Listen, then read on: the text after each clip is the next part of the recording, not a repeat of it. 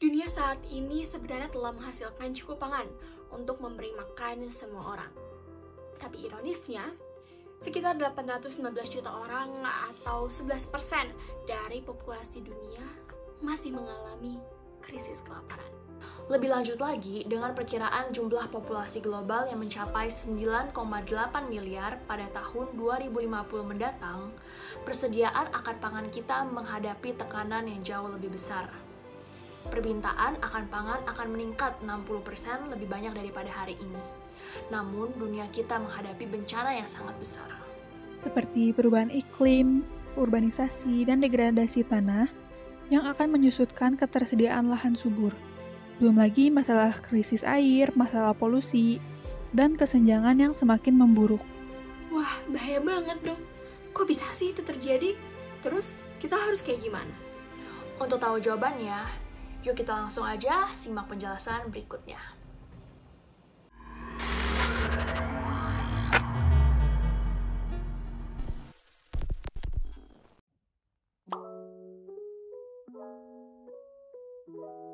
Hal ini semua berawal dari rezim pangan, yaitu struktur politik pangan di dunia. Rezim pangan dimulai dengan periode pertama, yaitu pada tahun 1870 hingga tahun 1930. Pada periode ini terjadi impor pangan tropis dan biji-bijian dari negara koloni, termasuk perkebunan. Terjadi juga merkantilisme pangan dan dimulainya liberalisasi, sehingga tidak hanya pemerintah, tetapi pihak swasta juga bisa ikut terlibat. Kemudian dilanjut dengan rezim pangan yang kedua, yaitu pada tahun 1950 hingga tahun 1970-an. Pada periode ini terjadi aliran balik, yaitu Amerika Serikat memproduksi pangan yang berlebih, kemudian terjadi Green Revolution, Food Aid, dan lain-lain. Selain itu juga muncul corporate regime, yaitu mendorong rakyat-rakyat untuk bertanam dan membuat aturan serta memberikan sumbangan, baik itu hibah maupun utang, untuk meloloskan rezim pangan yang kedua. Kemudian dilanjut dengan rezim pangan yang ketiga. Periode ini terjadi pada tahun 1980 hingga tahun 2000-an. Periode ini merupakan pendalaman dari rezim pangan yang kedua, yaitu corporate regime. Kemudian, pada periode ini juga terjadi transnational agribusiness. Terjadi juga trade liberalization, WTO, melalui contact framing, corporate framing, berkembangnya agroindustri seperti cold storage, packaging, atmosphere modification, dan non-seasonal fruit. Kemudian dilanjutkan dengan rezim pangan yang keempat, yaitu pada tahun 2000-an hingga sekarang. Periode ini terjadi pendalaman rezim pangan yang ketiga, serta terjadinya korporasi pangan dan pertanian, food estate, land grabbing, kemudian WTO melemah sehingga membuat strategi baru melalui EPA, FTA Regional Trade Agreement, dan lain-lain. Selain itu, periode ini juga mengubah selera makan karena tersedia sumber makanan yang banyak dan diverifikasi oleh perkotaan dengan sangat cepat. Green Revolution memasuki literatur populer pada tahun 1960-an ketika varietas padi dan gandum unggul atau modern dikembangkan dan dirilis kepada petani Amerika Latin dan Asia. Tujuan dari Green Revolution tentunya untuk meningkatkan efisiensi pertanian, sehingga produktivitas tanaman meningkat dan dapat membantu negara-negara berkembang untuk menghadapi kebutuhan penduduk yang terus meningkat. Salah satu teknik yang disempurnakan dan dikembangkan oleh Green Revolution adalah penggunaan alat berat. Pemanen mesin dan mekanis lainnya bukanlah hal yang baru dalam dunia pertanian. Tetapi, Green Revolution memungkinkan pengurangan drastis input tenaga kerja manusia ke pertanian dengan memperluas penggunaan mesin untuk mengotomatisasi setiap proses pertanian yang mungkin. Dampak dari Green Revolution terhadap petani adalah petani kecil sering berhutang yang dalam banyak kasus mengakibatkan hilangnya lahan pertanian mereka. Meningkatnya tingkat mekanisasi di pertanian yang lebih meningkat telah menghilangkan sumber pekerjaan yang besar dari ekonomi pedesaan. Petani yang lebih kaya memiliki akses yang lebih mudah kepada kredit dan tanah, maka dapat dikatakan Green Revolution menciptakan kesenjangan kelas. Selain itu, banyak petani kecil yang dirugikan akibat peningkatan produksi secara keseluruhan. Contoh teknik-teknik lain yang disempurnakan dan dikembangkan oleh Green Revolution adalah penggunaan pupuk kimia secara ekstensif, sistem irigasi yang dikembangkan, serta penggunaan pestisida untuk pengendalian hama. Food security ada ketika semua orang setiap saat memiliki akses fisik dan ekonomi ke makanan yang cukup, aman, dan bergizi untuk memenuhi kebutuhan diet dan preferensi makanan untuk hidup aktif dan sehat. Akses fisik adalah artikulasi baru dari perhatian lama dengan ketersediaan pangan, produksi, dan pasokan. Rujukan pada aman dan bergizi menyiratkan ketidakcukupan pangan yang diproduksi di beberapa bagian di dunia, menciptakan ruang untuk pengembangan benih bibit unggul melalui agribisnis teknologi dan transfernya ke daerah-daerah yang masih terdala oleh metode yang kurang berkembang dan tidak efisien. Preferensi makanan orang dianggap relevan di luar kebutuhan makanan. Mereka menyiratkan tingkat budaya, tetapi menimbulkan pertanyaan tentang bagaimana preferensi makanan yang lazim di banyak bagian negara maju berdampak pada ketersediaan dan harga makanan di negara berkembang. Lalu, apa dampak food security yang terasa oleh kita sampai saat ini? Dampak food security tak bisa dipungkiri malah membawa kepahitan bagi kita semua.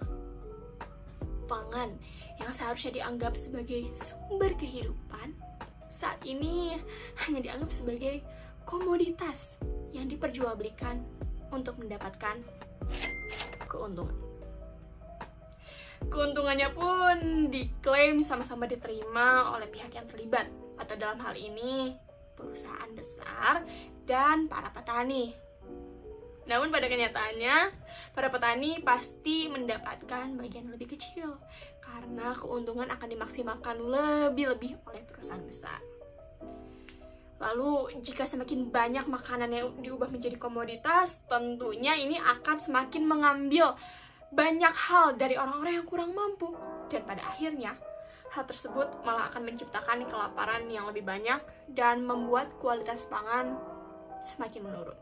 Privatisasi yang bisa mengurangi peran pemerintah, liberalisasi yang bisa membuat semua kebijakan menjadi lebih bebas, termasuk kebijakan yang memudahkan impor, serta deregulasi yang membuat peraturan menjadi lebih mudah terbentuk untuk tujuan perluasan pasar, tak bisa kita hindari terjadi saat ini, membuat sistem pertanian saat ini lebih berorientasi pada pasar, ekspor, dan lagi-lagi uang. Petani yang berperan penting pada pertanian dan bidang pangan ini justru kesejahteraannya sudah tidak diutamakan lagi. Pengetahuan dan pengalaman mereka kini direduksi oleh adanya pemikiran instan supaya menggunakan benih, pupuk, ataupun bahan-bahan pertanian lainnya dari perusahaan-perusahaan besar. Bahkan, yang paling menyedihkan adalah benih yang dikembangkan sendiri oleh para petani ini tidak mendapatkan rekognisi yang baik atau dipandang tidak bisa memenuhi kebutuhan pangan. Sebab hak paten pengelolaan benih kini dipegang oleh para penguasa korporasi. Kemudian kegiatan food estate yang dikatakan dapat meningkatkan keamanan pangan, nyatanya juga menyisakan banyak catatan kritis bagi lingkungan. Kegiatan tersebut bisa merusak ekologi dan mengancam keberadaan hutan alami karena dialihfungsikan menjadi lokasi tanam skala besar. Produktivitas tani dan sawah di lahan gambut juga akan tidak maksimal jika lahan gambut tersebut dijadikan lahan untuk food estate. Dan dampak selanjutnya yang dapat merusak sistem pangan kita karena adanya konsep food security ini adalah keanekaragaman hayati menjadi menurun dan juga budaya tani akan perlahan menghilang karena pemikiran instan tadi. Konsep food security memang sering dinilai sebagai konsep yang bisa membawa sistem pangan dunia menjadi lebih baik. Namun, di balik itu semua, ada dampak buruk yang mengintai manusia. Dampak yang bisa merusak sumber daya yang terlibat maupun lingkungan itu sendiri. Mungkin tidak secara langsung, mungkin juga tidak terasa oleh kita sekarang. Tetapi kerusakan ini semakin lama akan semakin besar, semakin terasa, terus-menerus menetap, dan akhirnya menyulitkan kita sebagai manusia untuk sekarang dan mungkin generasi yang akan datang.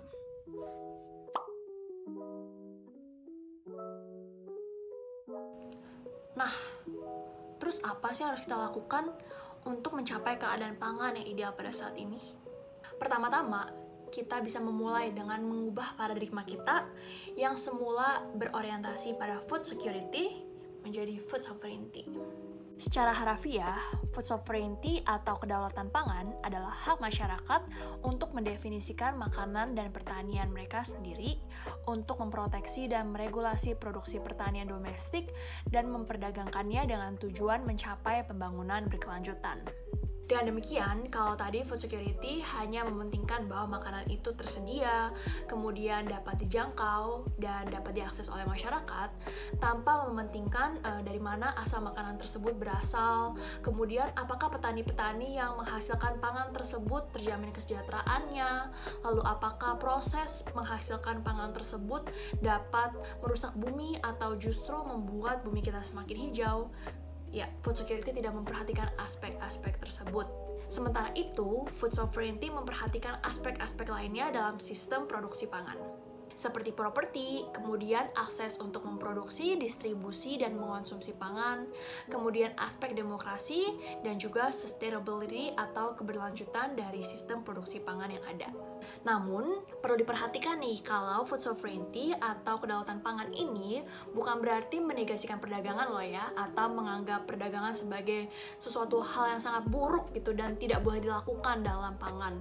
Melainkan, food sovereignty ini mendukung agar terciptanya kebijakan formulasi perdagangan dan juga praktik-praktik dari perdagangan yang menguntungkan hak pangan masyarakat atau melayani hak pangan masyarakat, serta memberikan hak bagi masyarakat untuk memproduksi pangannya sendiri secara aman, sehat, dan berkelanjutan secara ekologis.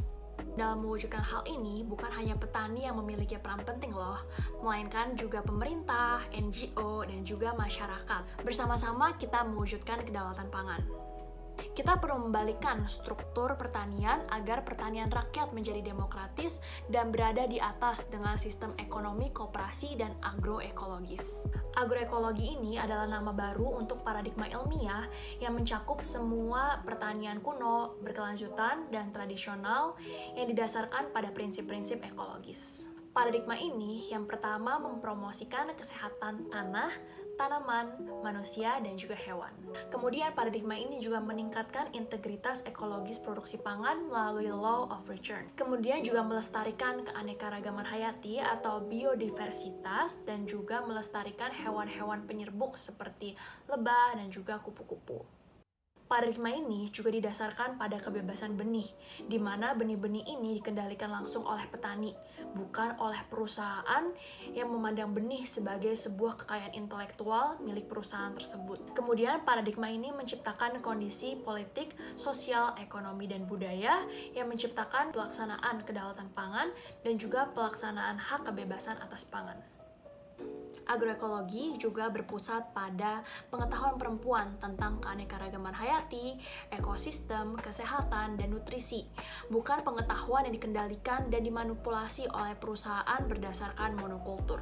Terakhir, paradigma ini memberikan prioritas pada lokalitas, bukan hak istimewa yang tidak adil yang diberikan kepada perusahaan-perusahaan global. Oleh karena itu, supaya manusia ini nih tidak punah 30 tahun nanti karena kita semua kelaparan dan menghadapi bencana yang sangat besar, beberapa kondisi dari sistem pangan perlu diubah menjadi sistem pangan yang berpusat pada rakyat kecil atau petani kecil, kemudian juga berorientasi pada hak atas makanan, lalu fokus pada kesejahteraan rakyat atau pengurangan kemiskinan radikal, dan juga surplus ekonomi yang dihasilkan dari pangan harus dibagikan kepada masyarakat, gak cuma ditelan oleh perusahaan-perusahaan besar.